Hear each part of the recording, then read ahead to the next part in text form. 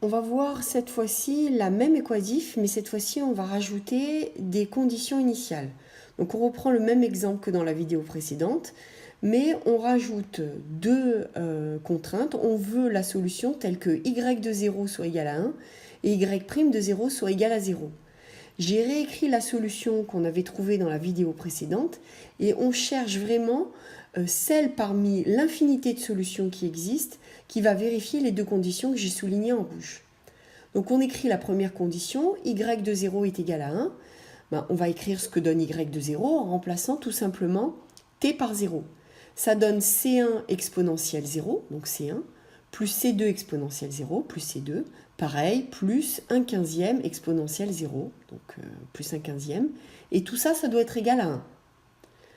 On écrit la deuxième condition initiale qu'on voudrait vérifier, parce que là, on ne peut pas trouver C1 et C2 comme ça. Et on veut que y' de 0 soit égal à 0. Seulement, pour pouvoir écrire ce que vaut y' de 0, il faut d'abord écrire y' de t.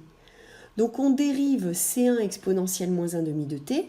Le moins 1/2 sort et on trouve moins 1/2 de C1 exponentielle moins 1/2 de t, plus C2 fois moins, donc moins C2 exponentielle moins t, plus 1/15 fois 2, donc 2/15 exponentielle de t.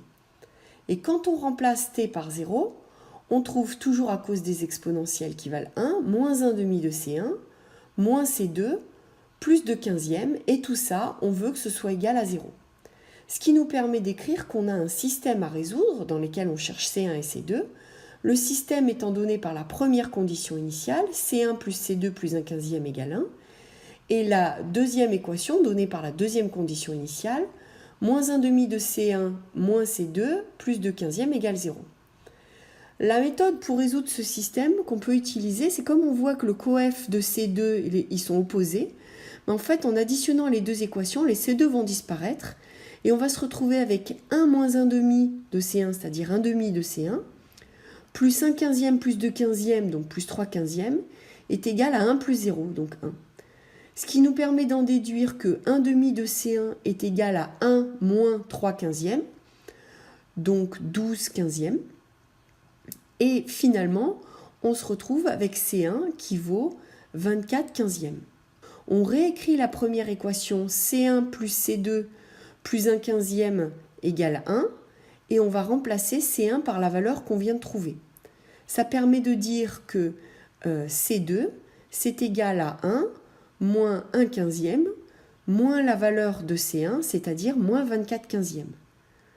On trouve finalement que C2 vaut moins 10/15. Au final, on a donc la solution y de t qui vaut C1, c'est-à-dire 24/15 fois exponentielle moins 1/2 de t, plus C2, c'est-à-dire moins 10/15 fois exponentielle moins t, plus 1/15 fois exponentielle de t.